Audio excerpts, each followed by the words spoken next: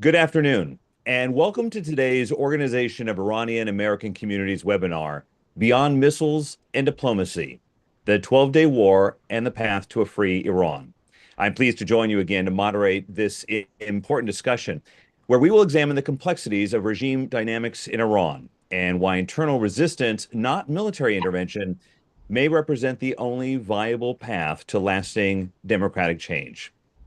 During the next hour, we will explore three key themes through structured segments. First, the historical and military context of foreign interventions that have repeatedly failed. Second, what some see as the regime's growing vulnerabilities and the momentum of Iran's organized resistance. And finally, the role of international policy in supporting the calls for a secular, democratic, non-nuclear republic. We're grateful to be joined by a distinguished panel of experts.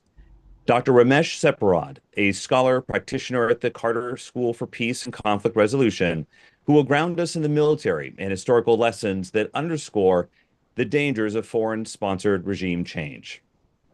Dr. Ivan Sascha Sheehan, a leading U.S. foreign policy expert on Iran, professor, and associate dean in the College of Public Affairs at the University of Baltimore, who will shed light on the regime's perceived internal weaknesses and the rise of the pro-democracy movement. Dr. Azadeh Sami, a board-certified physician and founding member of the OIAC professional chapter, who will speak about the recent atrocities, including the execution of two political prisoners, Behrouz Ehsani and Mehdi Ehsani, and why the international community must urgently support the Iranian people's demand for regime change. Each panelist will respond to our questions, provide context and analysis, and take your questions at the end. We encourage all participants, especially members of the media, to engage with the panel during our live Q&A session.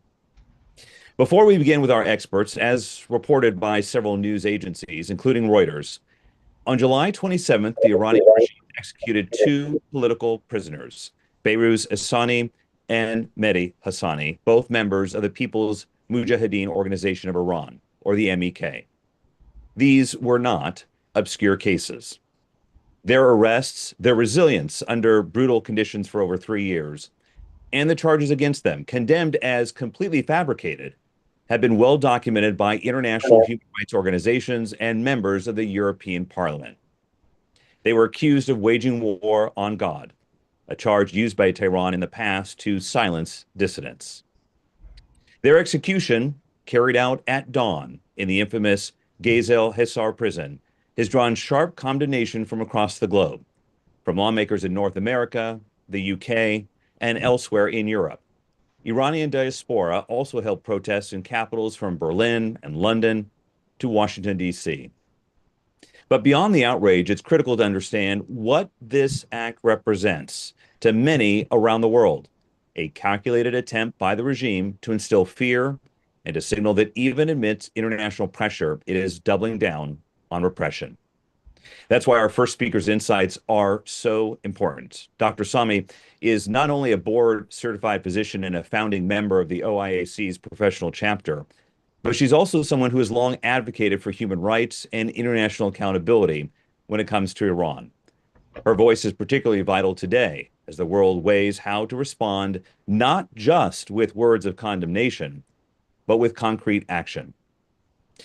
Dr. Sami, in the wake of these executions, we've heard from the National Council of Resistance of Iran's president-elect, Maryam Rajavi, and other human rights defenders who warn that the regime is prepared for a broader wave of political killings, drawing on the same brutal playbook it has used in the massacre of political prisoners during the summer of 1988. So the question for you today is, what do these executions tell us about the regime's current mindset? And what should the international community do differently, especially when it comes to supporting Iran's internal resistance and holding the regime accountable? Well, Mark, first of all, I want to thank you on behalf of OIAC for moderating this very timely panel. I know this is the second time you've joined us on these panels, and we really do appreciate it. And thank you for that question and spotlighting this very urgent crisis. The executions of Behrouz Ehsani and Mehdi Ehsani are not just isolated acts of violence. They are part of a broader, deeply rooted strategy by the Iranian regime, one that relies on systematic terror, state-sponsored murder, and the brutal silencing of dissent as tools of political survival. Mr. Ehsani was 70 years old. Mr. Hassani was 48 years old. Both had spent more than 3 years in custody, and they've endured relentless torture, medical neglect, and isolation, only to be executed without warning.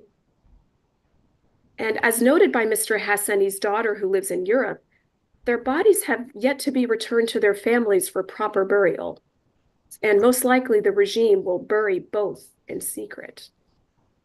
So let's be clear, this was not just an execution. It was an act of calculated cruelty by a regime that has long used aging political prisoners as both hostages and as warnings. These executions are part of a broader pattern, a post-war purge carried out in the shadow of the recent 12-day conflict with the resistance movement inside Iran. And what we're witnessing is a regime lashing out in fear, trying to regain control by silencing the voices of the dissent, particularly those with a history of resistance.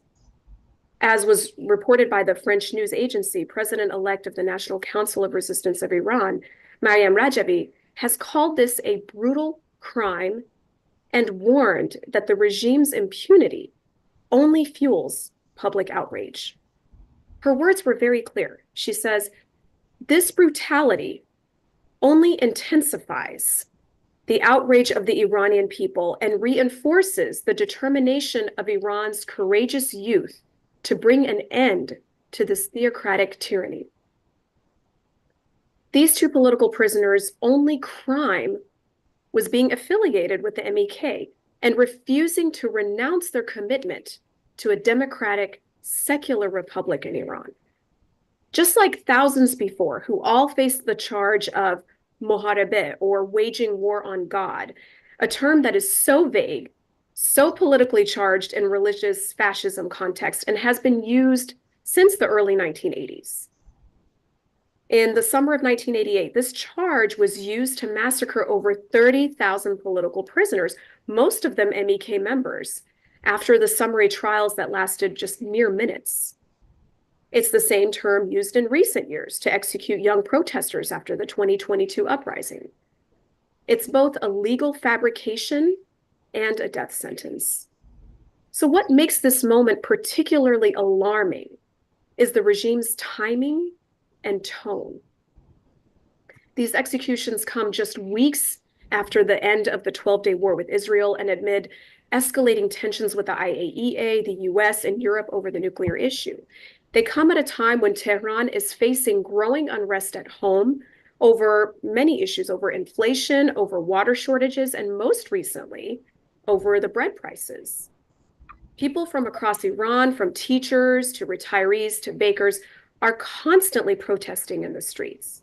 And in response, the regime is doing what it always does when it feels threatened. It kills. So I argue from the top, Khamenei and his entire regime is sending a message to the people of Iran who are thinking of resisting. The message is, we can do what we did in 1988 and no one will stop us. So the real question is, we all know the record of this regime, and therefore, is silence an option? And if not, what is the role of the international community and what must be done? So I would outline this in 3 points.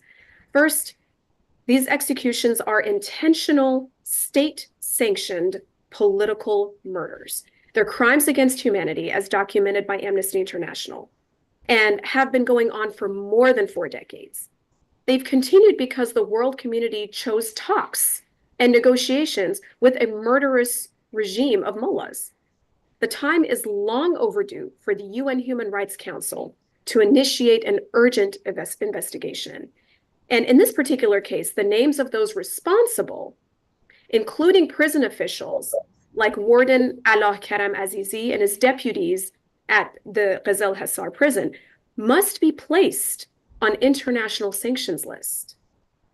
the case must be referred to the International Criminal Court. You know, just one day before these recent executions, more than 100 armed guards from Ghazal Hisar Prison's Special Forces, acting on orders from the warden and his deputies, Hassan Qobadi and Ismail Farajnejad, alongside intelligence agents, stormed the political prisoners' ward in Unit 4. In a brutal assault, inmates were beaten, bound in handcuffs and leg shackles. They had bags placed over their heads and were dragged across the floor before being forcibly taken to solitary confinement. As we sit here today, we don't know what is happening to them at this moment.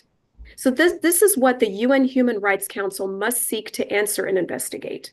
Naming and shaming these figures is a must. Second, the Western governments must fundamentally shift their approach. For too long, the policies toward Iran have prioritized diplomacy at the expense of human rights. We cannot speak of nuclear negotiations and regional de-escalation, all the while ignoring the execution of dissidents at home. The free world must adopt a human rights first policy. There are several other high-profile political prisoners such as Saeed Massoudi, Mariam Akbari Munfared, Ali Younisi and his father, Pakhshan Azizi, Zainab Jalalian, and many more who are at risk. Some are facing forced disappearances, and some are being transferred to remote prisons without any notifications to their families. So how much longer will the world community stand by and watch such crimes in silence? Third, and most importantly, there must be a recognition of the Iranian people's right to resist tyranny, as reflected in the bipartisan majority of House resolutions. The world to believe that there is no alternative, that it's either them or chaos. But we know that that's a lie. There is an alternative. It's organized, it's democratic, it's secular, and it's embodied in the NCRI and in the leadership of a woman, Mrs. Mariam Rajavi. The young people who are taken to the streets today, the prisoners who are enduring unspeakable conditions in places like Ghazal Hisar, and the families demanding justice outside prison gates, they are not just victims. They are agents of change, but they cannot stand alone. The international community has a moral and strategic obligation to stand with them. And that means amplifying their voices, supporting their resistance, and making it clear to the regime that the era of impunity is over, and that the only way to signal that to the people of Iran is to recognize their legitimate fight against Tehran's regime and the terrorist IRGC thugs. As you can tell, I'm very passionate about this topic and issue, but these are the three must-haves in my view. Indeed, and thank you for those 3 points, Doctor. And with that in mind, let's turn to Dr. Sheehan. Dr. Sheehan, from your perspective, I'm really curious, what is fueling this, and how do you interpret these recent killings in light of the military and political setbacks that Tehran has faced, particularly after the 12-day conflict and the organized resistance? Well, Mark, it's good to be with you. You know, I would open by noting that it's very clear that the Iranian regime is panicked. It's panicked because it recognizes that it's no longer governing from a position of strength. It's governing from a position of fear. You know, even setting aside the current existential crisis confronting the Ayatollahs, the writing has been on the wall for quite some time. The fact of the matter is the Iranian people have grown tired, deeply tired, of living under a corrupt and repressive theocracy. And the discontent on the Iranian street has reached a new high this summer. You know, this fatigue is manifested in unmistakable ways. The public rejection of the regime, as demonstrated by literally dozens of nationwide uprisings in recent years, makes one thing quite clear. The system is at a breaking point. The days of portraying dissent as isolated or externally manufactured are over. The chants we're hearing in the streets, rejecting both the supreme leader and the Shah, signal something quite profound. and that is that Iranians are no longer seeking simple reform of their government. They're no longer seeking regime modification. They're seeking fundamental democratic change. The panic in Tehran stems from the realization that the question is no longer if the regime will fall, but when.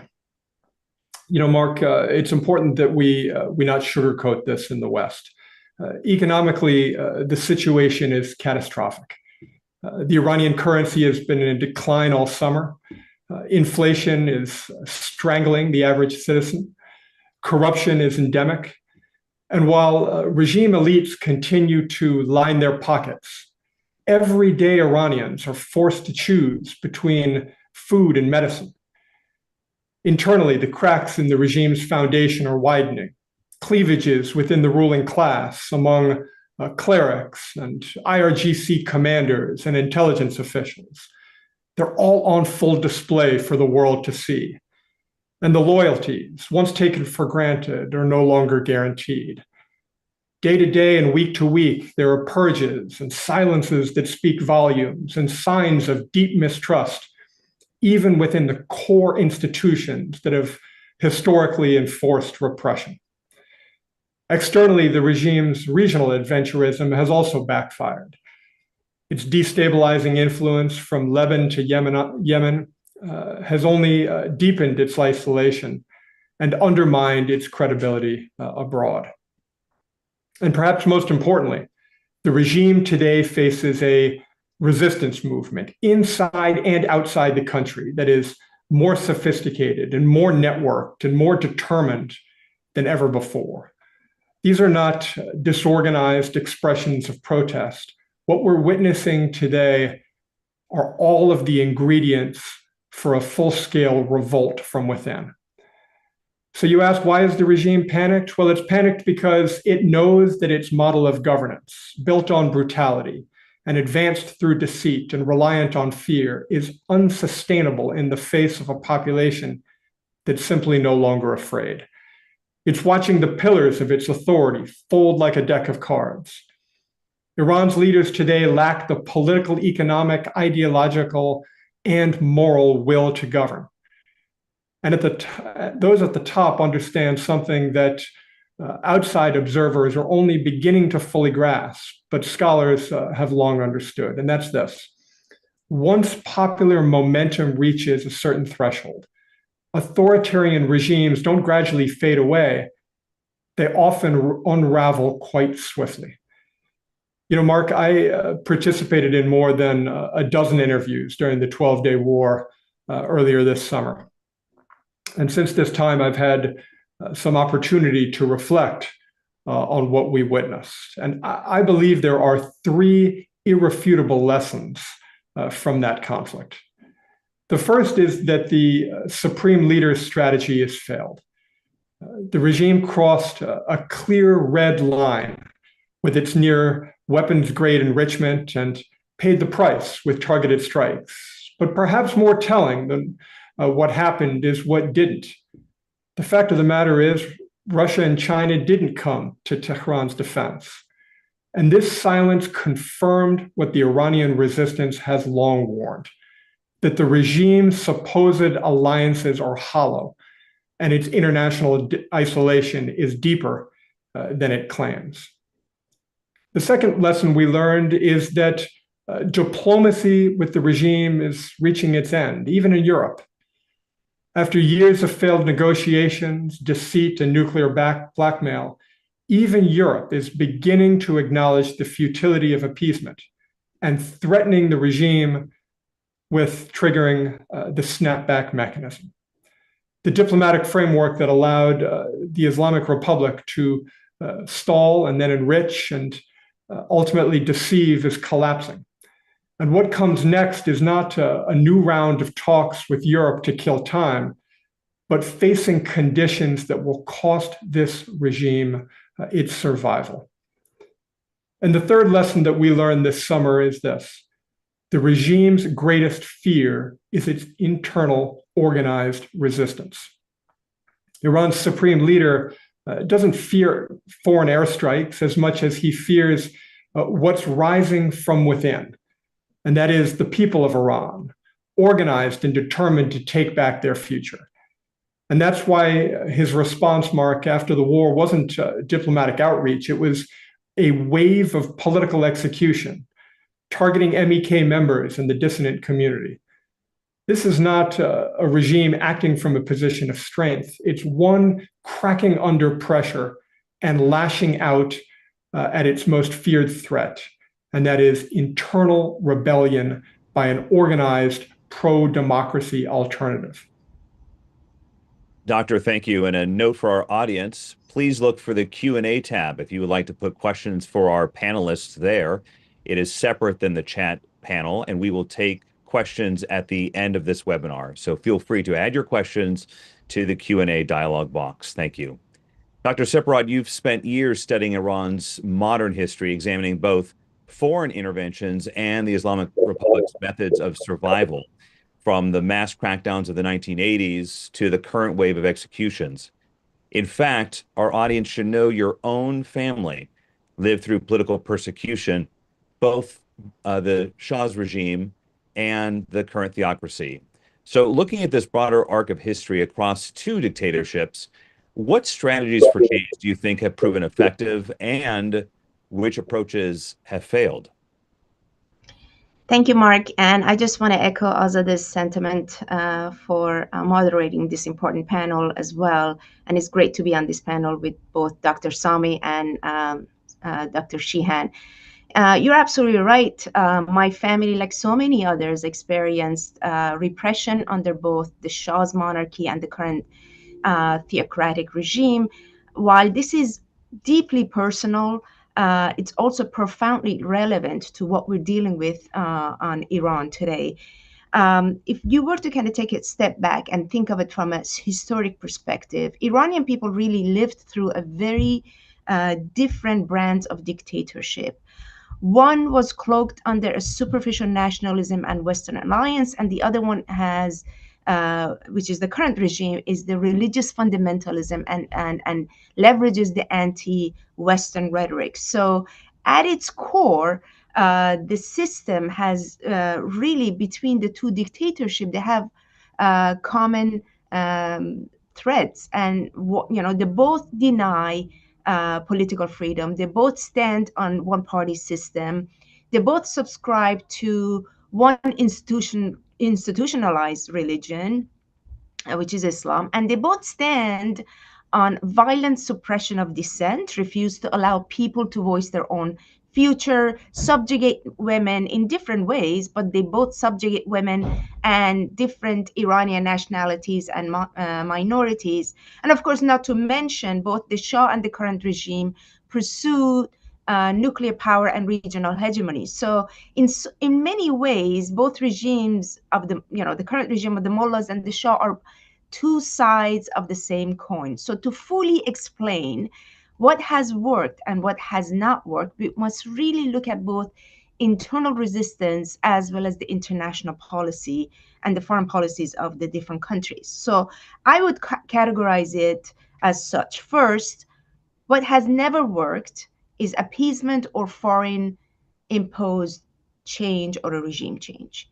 In Iran's modern history, it really offers us two clear examples, two clear case studies. One, and both of those case studies, quite frankly, failed and ended in failure. So one was from the stage of 1921 to 1979, when Iran experienced two Western-backed regime changes. In 1921, Reza Khan seized power in British engineered coup. He transformed himself from a military officer to a foreign installed monarch. He replaced the Qajar dynasty with the Pahlavi dynasty. But then his son, Mohammad Reza Shah, came to power in 1941 after the British government and the Soviet Union, Soviets forced his father to abdicate during the World War II. So the younger Shah later consolidated his rule with the help of the 1953 CIA coup against the democratically elected Prime Minister Mohammad Mossadegh. So for 58 years, the Pahlavis dynasty governed with external backing and no internal legitimacy. And in the end, it collapsed under the weight of its own repression, proving that the foreign engineered monarchies cannot deliver lasting freedom or stability in the region. Then we had the 1979 revolution, which was in fact a very authentic revolution. People came to the streets, overthrew the Shah's regime, but it was hijacked. It was hijacked, and the pendulum swung on the other direction when it comes to foreign policy on Iran. This time, the West decided to really place its bet on appeasement, believing that the Islamic Republic could be moderated through dialogues, concession on nuclear agreements. Now, we know decades of engagement, both at least from the US policy perspective, under the Democratic and a Republican administration, produced nothing but broken promises. Engagement didn't deliver anything. The regime responded not with reform, but with more killing, with more executions and crackdown.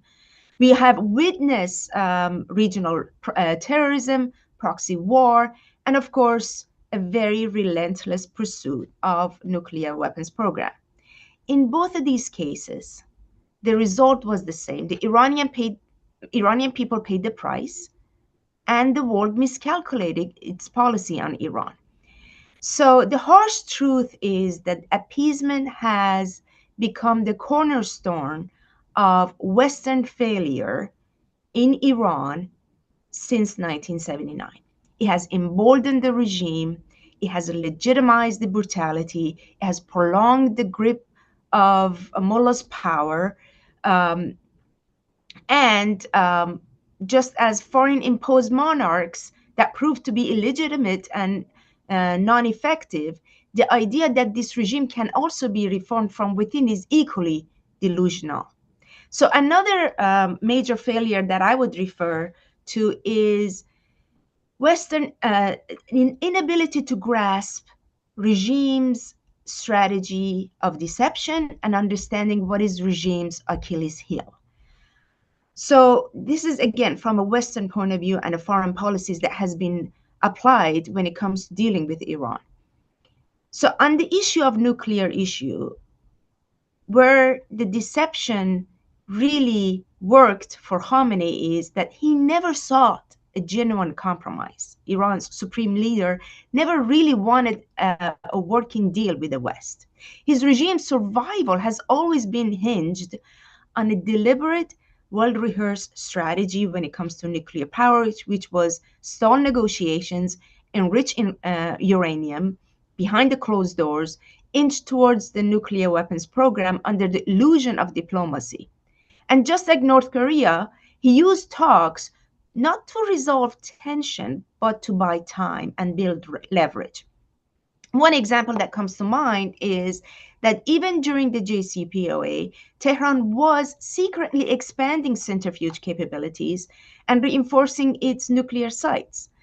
So when Khamenei said in March of 2025, when the tension were at all-time highs and there were talk of military confrontation, this is what he said. He said, and I'm quoting, "There will be no talks and no war."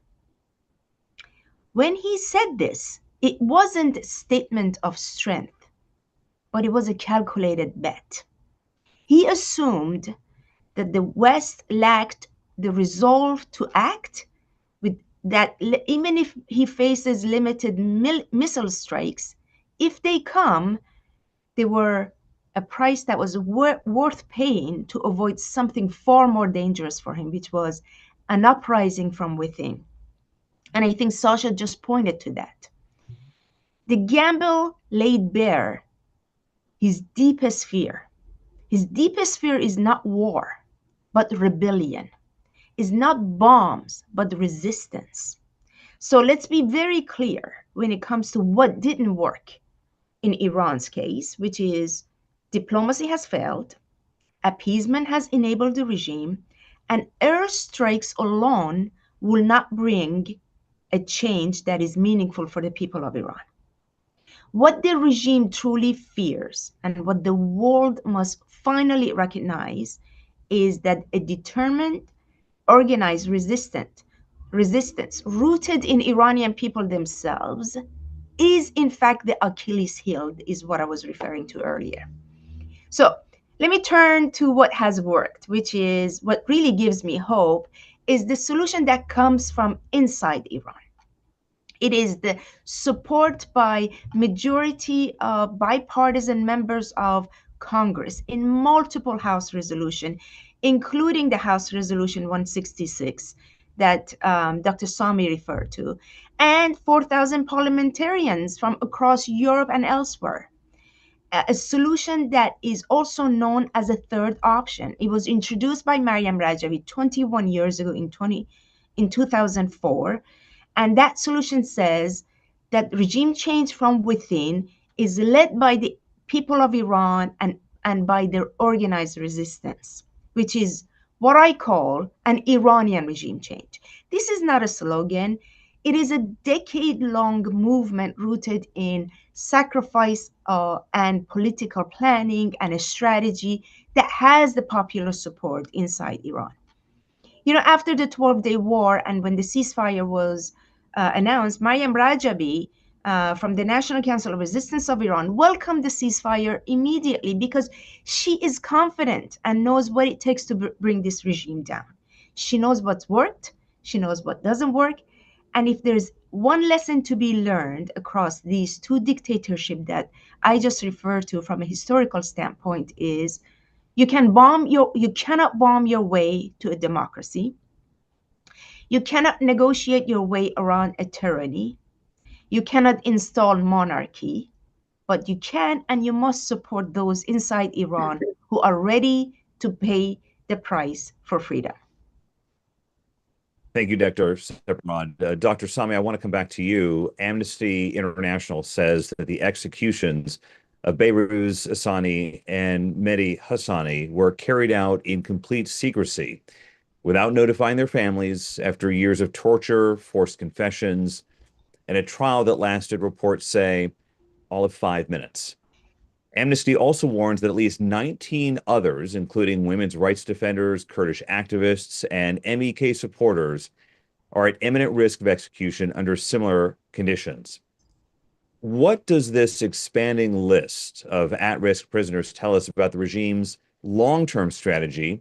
And do you believe we are witnessing the early stages of a coordinated political purge, potentially modeled on what happened in 1988? Well, yes, obviously we're all still very affected by the news of the two political prisoners you just mentioned. We're still digesting it, very troubled and affected by it.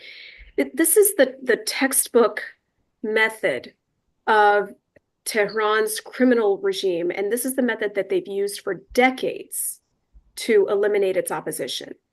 And today, that vulnerability is profound. As I mentioned before, after the 12-day war, after waves of domestic protests, and after the rising international scrutiny, the regime is now defaulting to the one tool that it trusts most, and that is fear through execution. As a physician, I must also speak to the medical and ethical violations here. I mean, prolonged solitary confinement, denial of medical care, the use of physical and psychological torture. They're not just human rights abuses. These are forms of deliberate, as I mentioned before, deliberate state-sponsored medical neglect. And as such, they should be condemned by every medical association and humanitarian institution worldwide. I mean, I really call on the World Medical Association, national and international physician unions, and healthcare-focused NGOs to really urgently raise their voices. In addition to what I said earlier, the silence from the medical community enables this kind of cruelty. As Dr. Sheehan was talking about the regime's fear and panic, I'd like to add that the resilience of the political prisoner, who also inspires the rest of society, is extremely impressive. Based on reports from inside Iran, female prisoners in Qarchak prison held a ceremony in honor of Mehdi Hassani and Behruz Sani, the executed political prisoners that we've been speaking of. And these women chanted, and I quote, "We will stand until the death penalty is abolished until the end. Death to the dictator, and the executioner regime must be overthrown." So when we hear these slogans from the prisoners, it's no wonder that the Free Iran platform presented by Mrs. Mariam Rajavi in a 10-point plan calls for abolishing the death penalty, establishing a moderate judicial system, a non-nuclear secular republic, and peaceful coexistence with other countries, in addition to free market economy and gender equality. This is what the future holds for Iran. Should the international community do its part to pivot from just condemnation with words and support the Iranians' rights to overthrow this regime? Dr. Sami, you just described a people's choice to resist and ultimately overthrow a regime that rules through torture, executions, and fear. And as this panel's experts have described, pressure on the current regime is intensifying. So what happens the day after? What comes next if this regime falls? The governing, the rebuilding, the public trust. So with that in mind, I'd like to turn to Dr. Sheehan now. Sir, from your perspective, how prepared is the Iranian resistance to step in and stabilize the country? What structures, principles, leadership frameworks are in place you want the international community to be aware of and perhaps even support? Well, Mark, that's an essential question, and it's one that separates wishful thinking from strategic foresight. And you're absolutely right to be turning your attention to the end game, because as I indicated earlier, when authoritarian regimes fall, they often collapse more quickly than anyone expected. You know, here's the bottom line.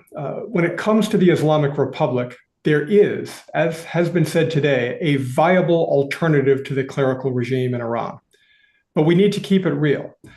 Not all opposition movements are created equal, and the international community must distinguish between those with deep roots, those with operational capacity, and those with genuine support inside the country, and those built on nostalgia and name recognition and simple media visibility. You know, one such distraction receiving media attention this summer is the monarchist camp led by Reza Pahlavi.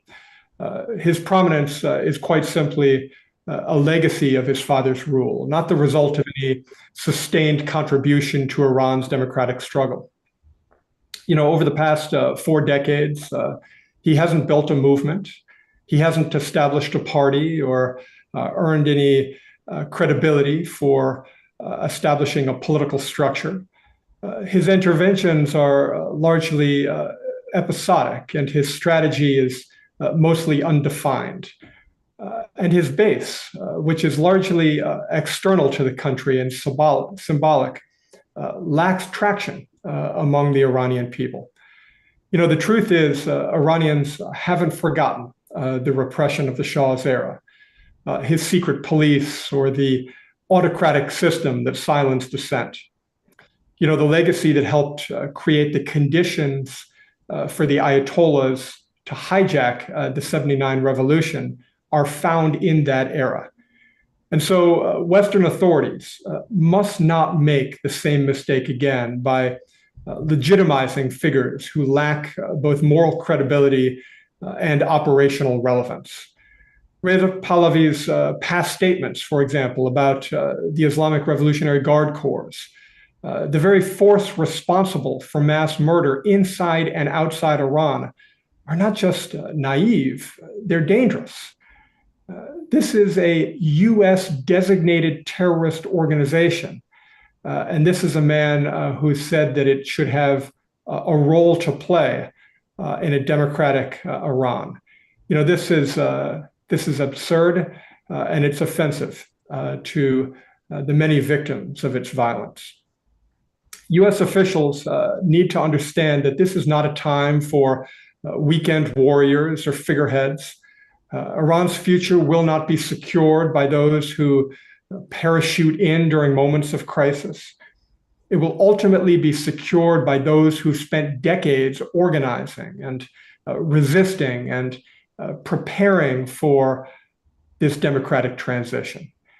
I've spent now 2 decades examining and writing about the Iranian opposition broadly construed. And there's one such movement that, from my perspective, stands above all the others. And that's the National Council of Resistance of Iran, or the NCRI. The NCRI is a broad-based coalition with the MEK, its largest constituent group, at its core. And as a political body with a defined structure, a plan for governance, and a leadership team ready to step in, the NCRI is structured to serve as a transitional government in the immediate aftermath of the regime's collapse. At the helm of this coalition is a president-elect, Maryam Rajavi, a Muslim woman who embodies both the modernity and the moderation that the Iranian people have long been denied. She's put forward, as has been described here today, a 10-point plan, a roadmap, if you will, that lays out the principles that would guide Iran through a democratic transition.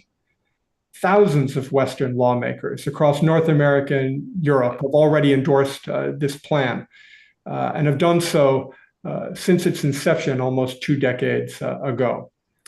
So the fact of the matter is, the Iranian resistance is far more prepared to govern than many realize. Unlike spontaneous protest movements that arise without direction, or those that only hold forth in the media, the NCRI has a clearly articulated framework for transition. Its plans call for the establishment of a transitional government, limited to just 6 months, whose sole mandate is to organize free and fair elections for a constituent assembly. That body would then be responsible for drafting a new constitution and forming a representative government based on the will of the Iranian people. In other words, the model is structured to ensure a peaceful democratic transition without chaos or power vacuums. And the democratic principles that have been set forth to guide the transition align very, very well with international norms and human rights commitments. Take, for example, ballot box legitimacy as the exclusive source of political authority, gender equality with full rights for women in political, social, and economic life, autonomy for Iran's ethnic minorities, religious freedom with equal rights for Shia, Sunnis, Jews, Christians, Baha'is, and others in Iran, separation of religion and state characterized by a secular government that reflects pluralism and not religious tyranny. And very importantly, Mark, a foreign policy rooted in peace, including a non-nuclear Iran committed to regional stability. So to your question, yes, the Iranian resistance is prepared not just to fill the vacuum, but to guide the country toward a democratic order that reflects the aspirations of its people. What the international community must recognize at this crucial moment is that this movement is not only ready, it's reliable, it's responsible, and it's rooted in values that deserve our support. But this is not just a moral imperative. It's a matter of strategic international urgency, because a democratic Iran is essential to global security, regional stability, and the long-term interests of the West. From my perspective, what's needed now is a unified stance from Western democracies, one that acknowledges a simple but powerful truth. The Iranian people not only seek change, but they today have the leadership, the vision, and the organizational capacity to achieve it. Thank you, Doctor. Dr. Sepehrrad, one other question here before we note some of the audience questions that are already in the Q&A box. In light of the 12-day war and everything we've discussed today, what specific actions would you like Western governments and international institutions to take now to support the Iranian people? I think the 12-day war really exposed a decisive truth that Tehran is not strong on the outside, as Sascha mentioned earlier, and it's more fragile than anyone can really see on the surface on the inside. The regime's greatest threat is not foreign firepower, but it's the defiance of its own people. What's really needed now is clarity, is alignment, is principled action, is to stand unapologetically with the Iranian people and their organized resistance. The people of Iran are not asking for foreign money. They're not asking for troops on the ground. They're seeking a recognition of their fight for freedom. And the future of Iran, I believe, is going to be decided in the streets by the resistance units that are operating across all 31 provinces across the country. So the world really has to make a choice to either stand in the way of this movement or stand with it. That means there needs to be a strategic pivot away from missiles or appeasement-based framework, but towards an explicit political, diplomatic, and moral support for the regime change by the Iranian people. What Mariam Rajabi calls a third option. This is what's really important as a viable path to peace and democracy. And I think, as Sascha just outlined, the readiness, the operational readiness of the alternative, the viable alternative, is what really needs to be recognized and supported. I think I do want to add to what Sascha just mentioned, which is the model that he offered based on his studies and the plan that we see presented by the NCRI. It's really deeply rooted in the historic context, in the lessons learned, and based on what I raised earlier.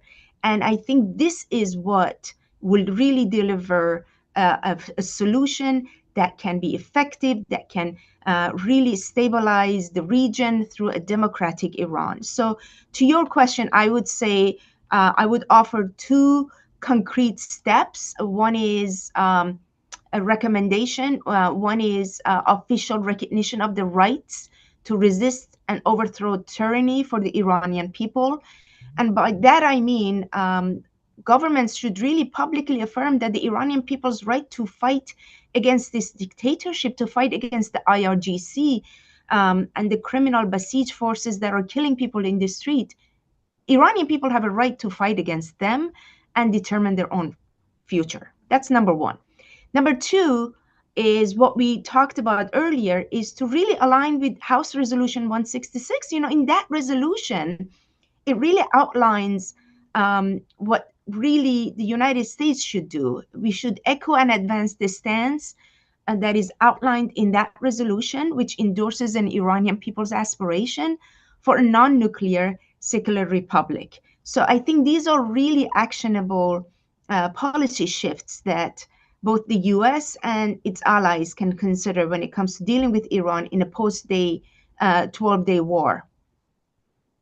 Dr. Sepehrrad, just before we go to audience questions, I do note the calendar, which 6 weeks from today is the beginning of the 80th United Nations General Assembly, and 2 weeks after that is the high-level general debate. What are OIAC's plans around the next 6 to 8 weeks? I'm so glad you brought that up. I think, obviously, and Azadeh, please chime in, I think we are going to continue our campaign defense of political prisoners and their rights and highlight human rights violations. But more importantly, on September 23rd, OIAC is holding a massive rally outside of the UN to protest against regime's atrocity, but also to present a viable path forward and call for solidarity with the Iranian people as they stand for a non-nuclear secular republic. I don't know, Azadeh, if you want to chime in and add your perspective. Absolutely. I agree 100% with what you said. And this, I want to also point out that this message has been one that has been pretty consistent. I mean, this has been the message that we've been having for years, to really listen to the Iranian people, listen to what they're saying, look at what the political prisoners are saying, look at what they've sacrificed, what they've given up. And, you know, we cannot stress this enough. I mean, if the international community's focus is on that, then we will all be on, everybody will be on the right side of history with this. And so this rally coming up is as Dr. Sepehrrad was mentioning, is very, very key, very important, very timely. And so that's the plan that we have. Thank you so much. We'd now like to take questions from our viewers and listeners in the audience. Again, there is a separate box for Q&A other than the chat. Please put your questions in the Q&A dialog box. Raise your hand and I will call on you, or we will take the questions from the Q&A box.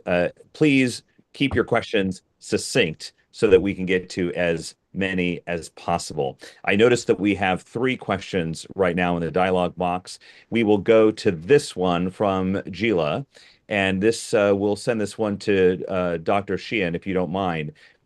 Gila wants to know, how seriously do you take Reza Pahlavi's maneuvers in distracting the real movement for democracy? Well, I don't take them all that seriously insofar as I think that anybody that's paying attention to Reza Pahlavi is playing directly in to the Ayatollah's hands.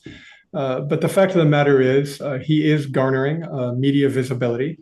And that's why I think it's so important for organizations like OIAC to call him out and lay bare the lack of support that he has inside of Iran. The fact of the matter is, as I said, there is a viable alternative in Iran, and it's inside the country. Mark, there's only one opposition movement that has an intricate network of resistance units inside Iran, and that's the National Council of Resistance of Iran. When you look at the monarchists, there are small pockets of supporters around the world, and they spend a great deal of money, much of it probably taken from their time governing that country. But the fact of the matter is, we cannot rely as Western governments on media visibility to rule Iran. Ultimately, we need the political will and the organizational capacity. And there's only one movement that has those abilities. Thank you, sir.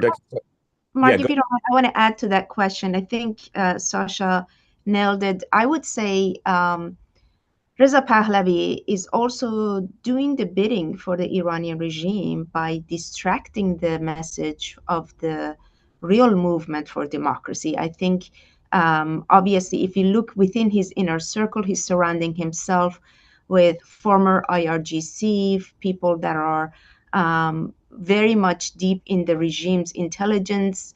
And to Sascha's point, he really lacks the credibility. He has no established record or even demonstrated any seriousness or presented any reliable or credible plan to deliver something meaningful that the people of Iran can latch onto. So I think he has, if you look at the message that's coming from Iran, if you talk to the people in the street, he has no credibility. He has people are as they're protesting inside Iran, they're saying, down with the dictators, be it the Shah or the Mullah. So from their perspective, Iranian people are not going back. Iranian people are not setting themselves up for another puppet regime. What's happening is a homegrown resistance movement, as Sascha mentioned, which is the resistance units with the National Council of Resistance with a very, very concrete plan. And that is what's resonating with the people of Iran.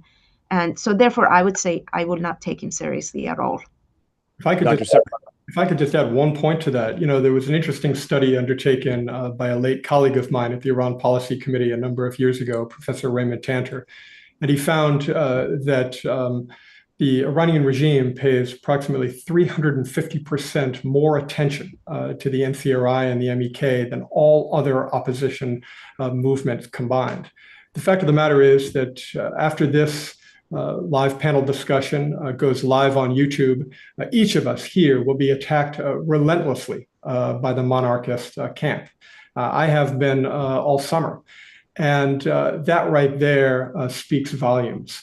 When you've got a so-called opposition figure attacking the most viable opposition, that says that oppositionist is actually shilling for the mullahs and lacks the credibility to govern a post-theocracy Iran. Next question comes from Azrael, and let's do Dr. Sepehrrad and Dr. Sami on this one. Quote, if external attacks on Iranian's nuclear facilities are not the solution and negotiations with the regime as appeasement, what solution is there to resolving the standoff over Iran's nuclear program? Dr. Sepehrrad, and then we'll go to Dr. Sami. I would say, third option, which is supporting the Iranian people and their resistance movement to bring this regime down, will address the nuclear issue, will address the instability in the region, and will really put foreign policies with Iran on the right track, because at that point, they'll be dealing with a non-nuclear secular republic that believes in coexistence with its neighbors in free market economy. So in my opinion, I think third option is the only viable path forward, because we've tried everything else that hasn't worked. We've tried everything else that has either come up short or has been ineffective or has failed. So this is the viable path moving forward, which is the third option. Dr. Sami? Yes, I echo everything Dr. Sepehrrad said. I mean, if you look at the history, as she was saying, all of those other methods have failed. They've been tried multiple times. And the third option, if you look at the 10-point plan that Mrs. Maryam Rajavi has laid out, if for anyone who takes the time to read it and try to understand it, who would disagree with any of the points in that plan? I mean, it's very democratic, very something that we can all agree to, and who would not want such a government installed in Iran? And so I would agree. I think the third option is pretty much, now we're left with that is pretty much the only option at this point. Can I just add one more thing? I think, Azadeh, what you brought up was important. Is many actually refer to the 10-point plan as a Jeffersonian plan. I think this was something that General Jones, the former national security advisor to President Obama, was the first one who coined that term and said it is a Jeffersonian plan. So absolutely, I think it not only resonates with what we understand as the democratic principles in the West, but more importantly, it resonates with the Iranian people. So I think that's going to be the only viable option. Well, thank you to all of our panelists. This is all the time that we have for today. Thank you all in the audience for joining us for this insightful discussion. Please email info@oiac.org, info@oiac.org for more information on future events. The replay of this webinar will be available shortly on OIAC's YouTube channel. Thank you, everyone. Good day to you all. Thanks, everyone. Bye-bye. Thanks, everyone.